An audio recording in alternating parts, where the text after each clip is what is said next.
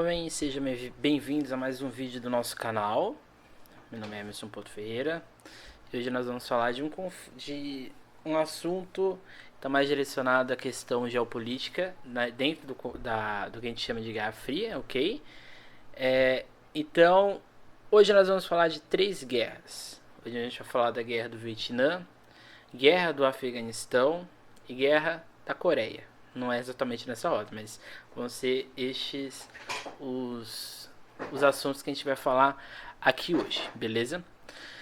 Primeiramente, é sempre bom a gente pensar que a Guerra Fria ela não é um conflito armado, como venham constantemente falando para vocês. Mas existem conflitos dentro do mundo, e aqui a gente envolve Ásia, África, América, em que tanto os soviéticos quanto os estadunidenses participam de alguma forma, seja na atuação direta, ou seja, nos conflitos, nas ações que vão acontecer dentro da guerra, né? Ou seja, os civis norte-americanos, os civis soviéticos que participam dos conflitos, seja como podemos dizer, no levar armamentos para estes lugares para que aconteçam os conflitos, ou seja, de uma forma mais geopolítica ou geoestratégica, seja lá como for. Então, tanto a Guerra da Coreia, quanto a Guerra do Vietnã, quanto a Guerra do Afeganistão, todas elas possuem estes aspectos em comum, certo? O primeiro que a gente vai ver aqui agora é a Guerra da Coreia. A Guerra da Coreia ela seria um conflito armado que ocorre entre 1950 e 1953 e é considerado o primeiro confronto que acontece devido ao clima de tensão da Guerra Fria. Então, os principais antecedentes que fazem a Guerra da Coreia acontecer é o processo de invasão japonesa, que vai acontecer ali em 1910. É sempre bom a gente ter em mente, e de novo, reafirma aqui, que eu estou fazendo isso aqui quase nas últimas aulas, o Japão é uma potência imperialista dentro da Ásia, então para eles era importante ter anexação de territórios. Com isso, o Japão vai fazer uma exploração da região, principalmente na forma econômica, e que vai envolver ainda mais a exploração do trabalho dos coreanos. Em 1945, quando o Japão perde a Segunda Guerra Mundial, vão ocorrer atritos entre soviéticos e japoneses na região, que vai ocasionar, no caso, a divisão da Coreia em 2 países. Por que o Japão é importante nesse contexto? O Japão ele queria ter a posse da Manchúria, que era a região ali que ficava na China, mas ele percebeu que a Coreia do Sul era uma boa opção para ele. Por quê? Tendo posse da Coreia, você teria mão de obra barata, se assim podemos dizer, ou seja, uma mão de obra mais explorada.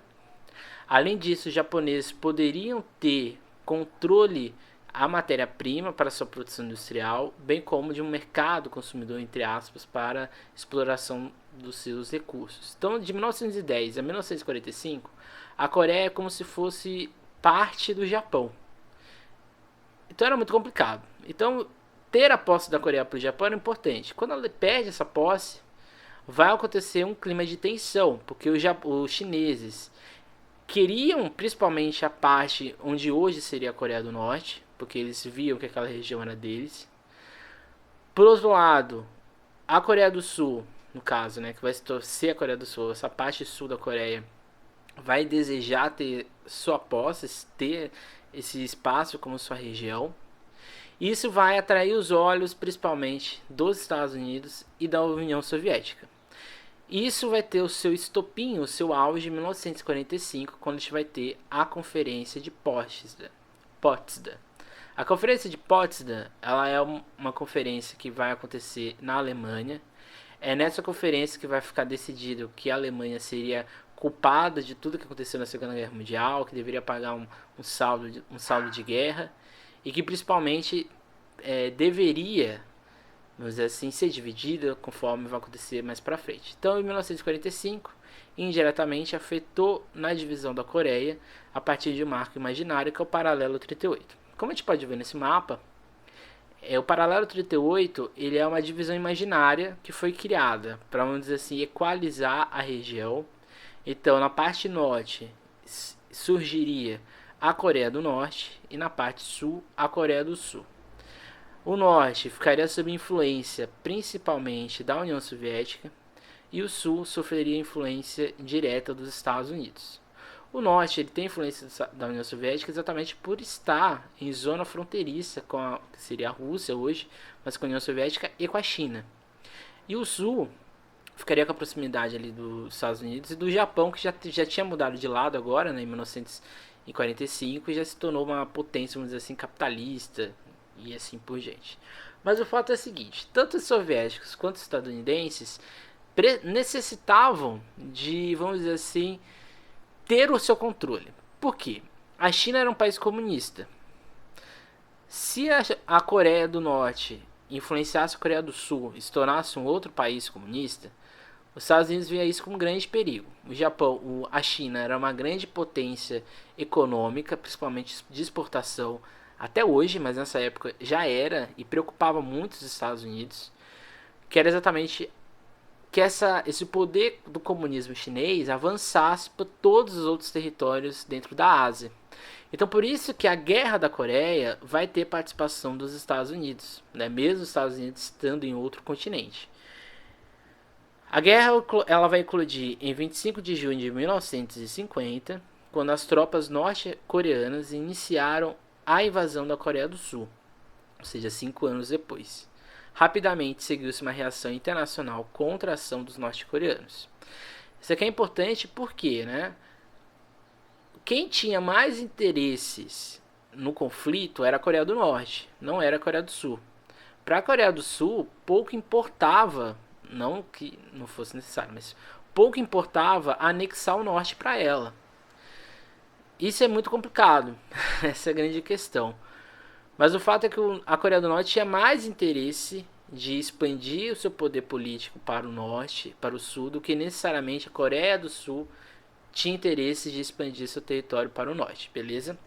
Então assim a guerra ela vai ter 3 momentos. A primeira fase ela vai acontecer no avanço territorial do no avanço territorial sul-coreano, ou seja, quando o norte invade a parte sul, vai, vamos dizer assim, encurralar o sul no sul.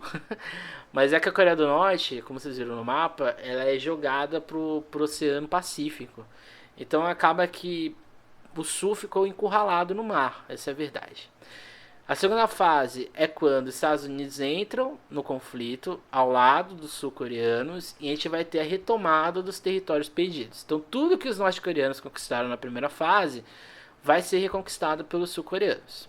A terceira fase é a entrada da China e a paralisação de avanço territorial por parte dos sul-americanos, dos sul-coreanos. Então a China, preocupada com o avanço da Coreia do Sul na sua área de influência, vai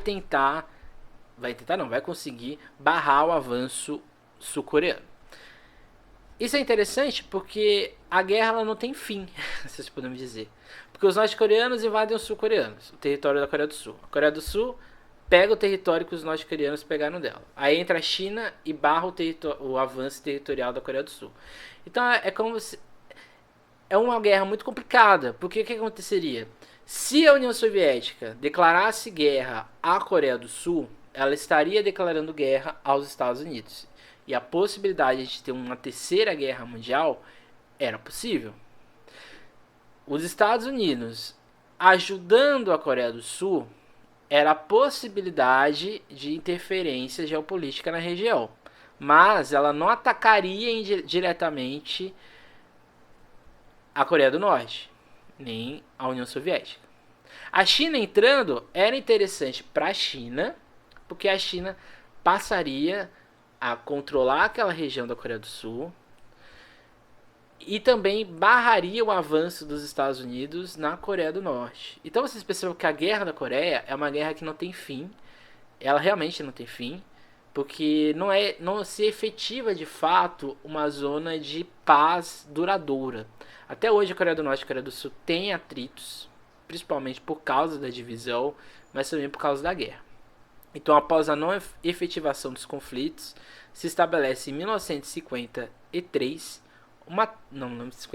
57, uma trégua que ocasiona a existência de uma zona desmilitarizada. 57, 59, 59. É 57, 59, não lembro. A existência de uma zona desmilitarizada na fronteira entre os dois países. No slide vai estar o correto, tá? Então vocês confiem no slide.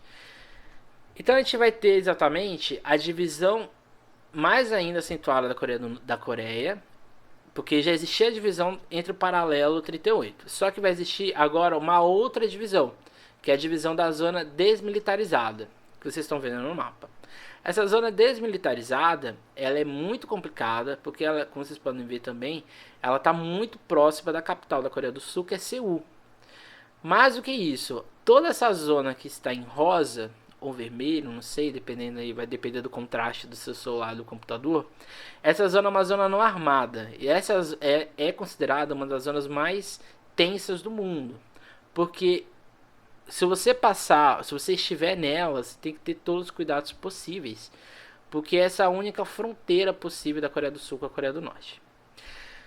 O que a gente pode tirar da Guerra da Coreia, né? A Guerra da Coreia, ela ocasiona mais de 2,5 milhões de pessoas que falecem e contou com a participação de tropas norte-coreanas e sul-coreanas, tropas chinesas, americanas e uma modesta participação de soldados soviéticos.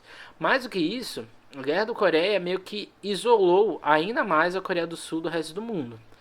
A Coreia do Sul, como eu disse, hoje, né, ela é um dos países que mais crescem economicamente no mundo, principalmente na Ásia, é um dos tigres asiáticos. Só que é um país muito isolado. A única zona de, vamos dizer assim, de contato da Coreia do Sul com o resto do mundo ou é por avião, ou seja, pela via aérea, ou pela via marítima. Porque não tem como você atravessar o território da Coreia do Norte sendo sul-coreano e ser uma forma fácil. Então é um país que teve que se desenvolver dentro da sua lógica interna. Isso vai gerar problemas, principalmente na década de 60, 70, 80. E a retomada econômica da Coreia do Sul vai acontecer no final dos anos 90. Já a Coreia do Norte é um país que está fazendo fronteira com a China e a União Soviética, mas também é um país muito isolado do mundo. É como se a Coreia do Sul e a Coreia do Norte até hoje sofresse com os reflexos da Guerra das Coreias, que é nada mais nada menos que um conflito patrocinado pelos Estados Unidos e pelos soviéticos, num acordo impositivo à região e que não deu nada certo, diferente da Guerra do Vietnã. A Guerra do Vietnã ela vai acontecer entre 1959 e 1975 e foi um conflito entre os dois governos estabelecidos que lutavam pela unificação do país sob sua liderança. A Guerra do Vietnã ela é muito interessante, ou ela é muito importante, se assim podemos dizer, porque ela é muito parecida com a Guerra da Coreia. De novo a gente vai ter a participação da União Soviética e dos Estados Unidos. De novo a gente vai ter dois lados políticos dentro de um país. E de novo a gente vai ter a divisão de um país nas forças ideológicas. Só que diferente da Coreia do Sul, na Guerra da Coreia, no Vietnã é mais acentuado as ideologias políticas, porque de fato o Vietnã do Norte ele é um país comunista e de fato o Vietnã do Sul é um país direcionado para o capitalismo. Na Coreia isso não era necessariamente uma questão. A Coreia do Sul não tinha preocupação nenhuma com questões ideológicas, diferentes da Coreia do Norte, que queria levar a sua predominância de governo para o lado sul. No Vietnã, não. No Vietnã é choque entre as duas regiões. E aqui a gente vai ter diretamente a presença tanto dos soviéticos quanto dos estadunidenses de alguma forma. Então eles interferem no conflito. A Guerra do Vietnã é vista como um marco do período da Guerra Fria, por envolver de forma acentuada a participação dos Estados Unidos com 500 mil soldados.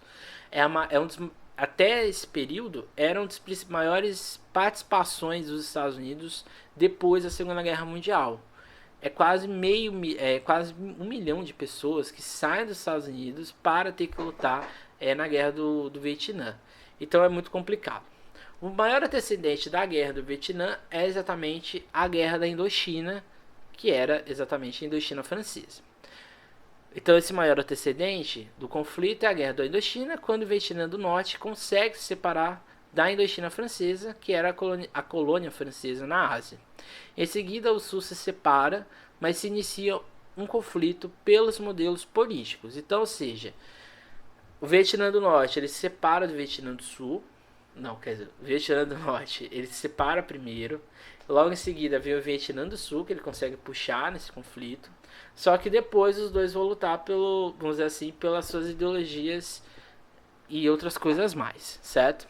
Então assim, em 1954, na Conferência de Genebra, se divide o território vietnamita, o que em si configura o mesmo problema da Coreia, ou seja, a imposição de uma lógica de interesses geopolíticos.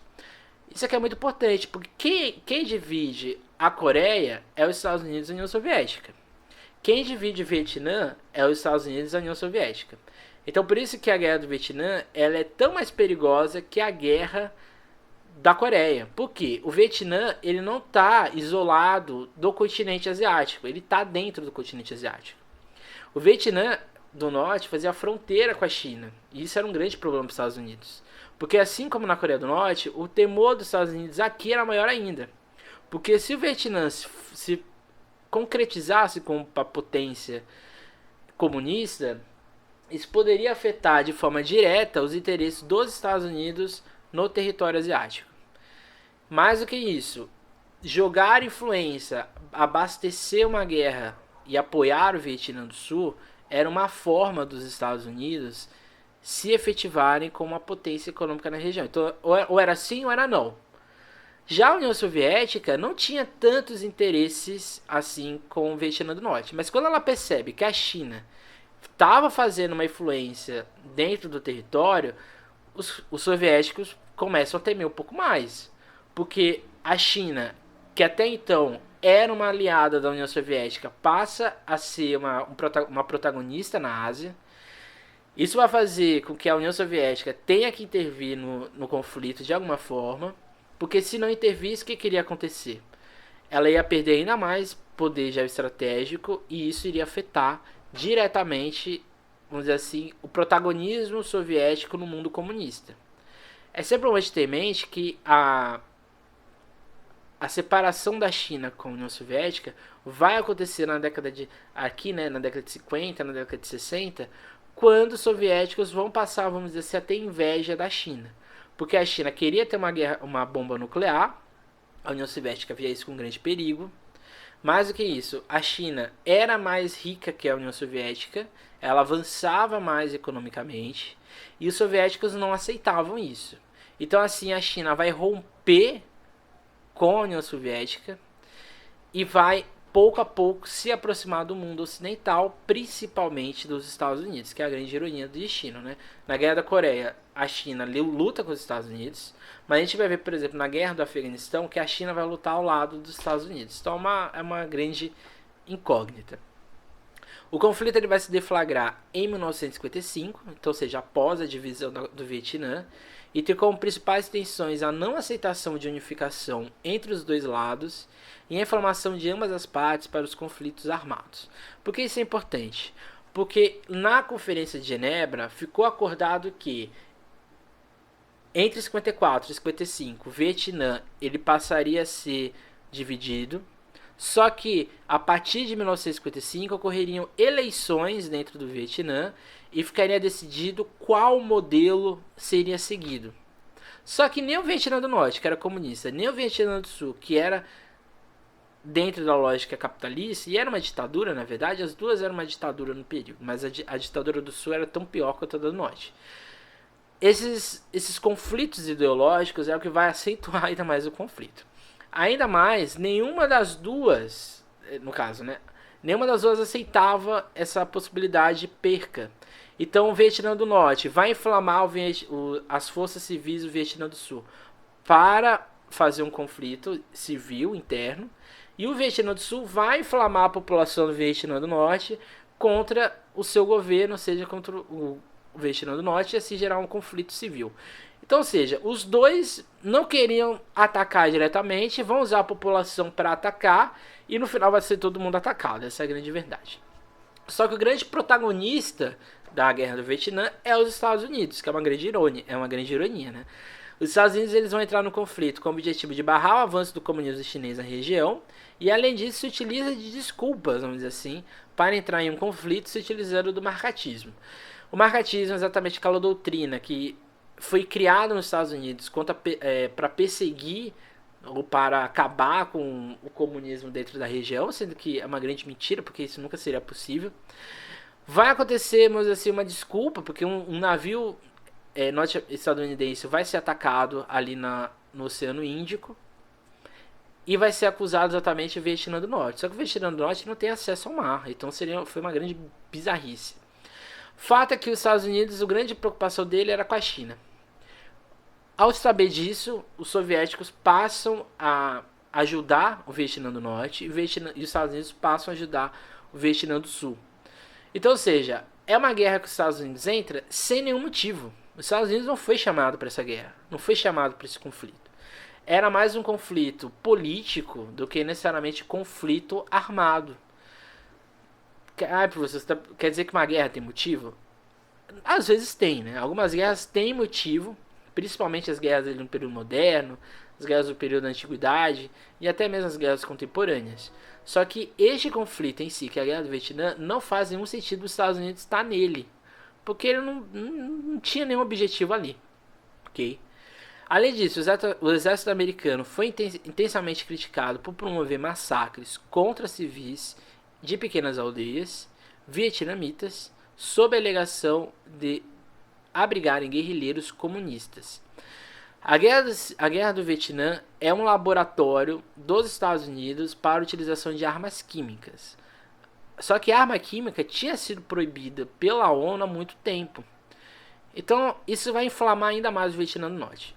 O Vietnã do Norte ele vence a guerra do Afeganistão, a guerra do Vietnã, mas vai deixar um saldo muito negativo, né? O número de mortes chega em torno de 1,5 milhão a 3 milhões de pessoas.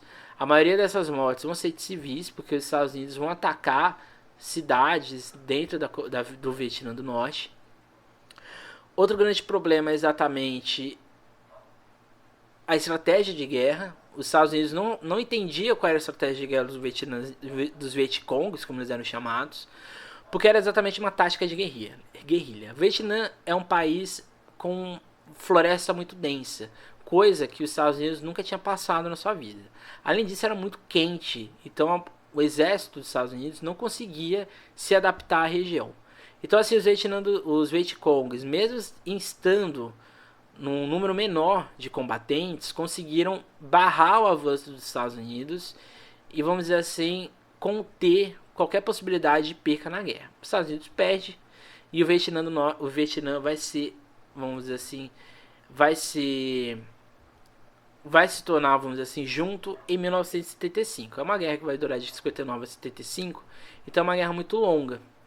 Em 1975 para 76 o Vietnã vai ser juntado, vai se tornar uma única potência e vai se tornar assim um país comunista na região, na Ásia. Hoje o Vietnã é um dos países que mais cresce economicamente, é uma potência econômica dentro da realidade asiática, é uma rival da China, olha só que curioso, né? A China queria ter influência no Vietnã, só que hoje o Vietnã tem inclusive influência na China. Muitos produtos que são eletrônicos, roupas e assim por diante, tem mão de obra vietnamita, e esse é o grande impulsionador desse comunismo vietnamita. O comunismo do Vietnã hoje é muito parecido com o comunismo da China. É um comunismo social, mas ele é aberto, tem uma abertura política e econômica. Política não, uma abertura econômica para o resto do mundo, beleza? O último conflito que a gente vai ver aqui é a guerra do Afeganistão, que vai acontecer um pouco depois, né? Então a guerra da Coreia ela ocorre principalmente na década de 50, a guerra do Vietnã ela ocorre no final dos anos 50, na década de 60 e início dos anos 70. E a guerra do Afeganistão é uma guerra que vai ter dois momentos, mas a gente vai falar só da primeira. Que a outra guerra do Afeganistão a gente vai ver mais pra frente, que é lá em 2001. Mas essa guerra do Afeganistão que a gente fala aqui tem início em 79. E inicialmente era um conflito entre a União Soviética e afegãos. E mais tarde os Estados Unidos se envolvem na contenda, ou seja, na guerra. A guerra do Afeganistão é muito parecida com a guerra do Vietnã, só que aqui é o contrário. Em 78, o Afeganistão se tornou uma independente, ou seja, se torna uma nação soberana nas suas escolhas. Só que o Afeganistão ele era muito dividido. De um lado existiam vários grupos que se associavam ao comunismo soviético, seja ao comunismo soviético, seja leninista ou stalinista. Alguns grupos se inspiravam no marxismo. Só que dentro desses vários grupos no Afeganistão, existiam grupos que eram totalmente contrários ao comunistas. Na verdade, eles desprezavam as forças comunistas na região. E esses grupos vão passar a tentar matar ou erradicar o comunismo no Afeganistão. Os Estados Unidos acendem uma luzinha, porque eles perderam a guerra do Vietnã. A União Soviética, em tese, saiu vencida naquele conflito. Eles vão ver no Afeganistão uma possibilidade de ganhar da União Soviética. E como eles vão fazer isso? Eles vão usar a mesma estratégia que a União Soviética usou contra eles na guerra do Vietnã. Eles não vão entrar no conflito, não vão enviar soldados, porque eles perceberam que aquilo ali era uma cilada.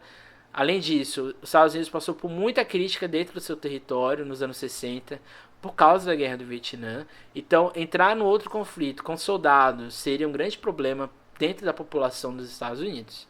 Então, assim, os Estados Unidos vão enviar armas para esses grupos, né, os mujahidins, como eles eram chamados, e esses grupos vão ser abastecidos com as armas dos Estados Unidos.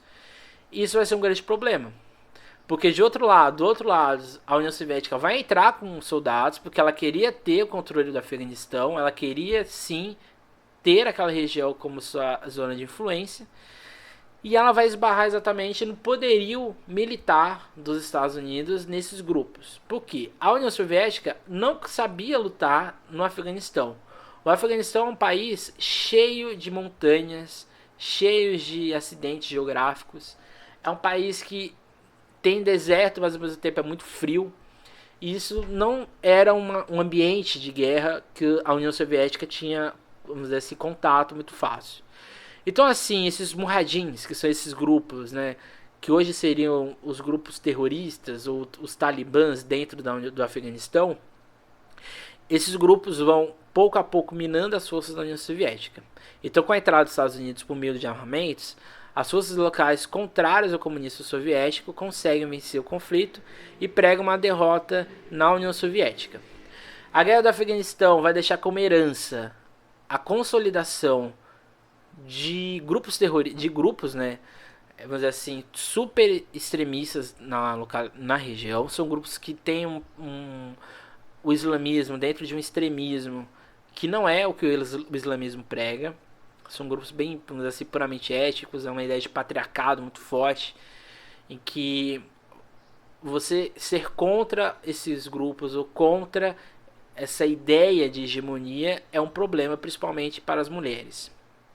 Tem, né, que a Malala, que é uma das principais figuras do feminismo no mundo, e também do direito à educação, é do Afeganistão, né? Então, ou seja, é um grande problema até hoje isso daí.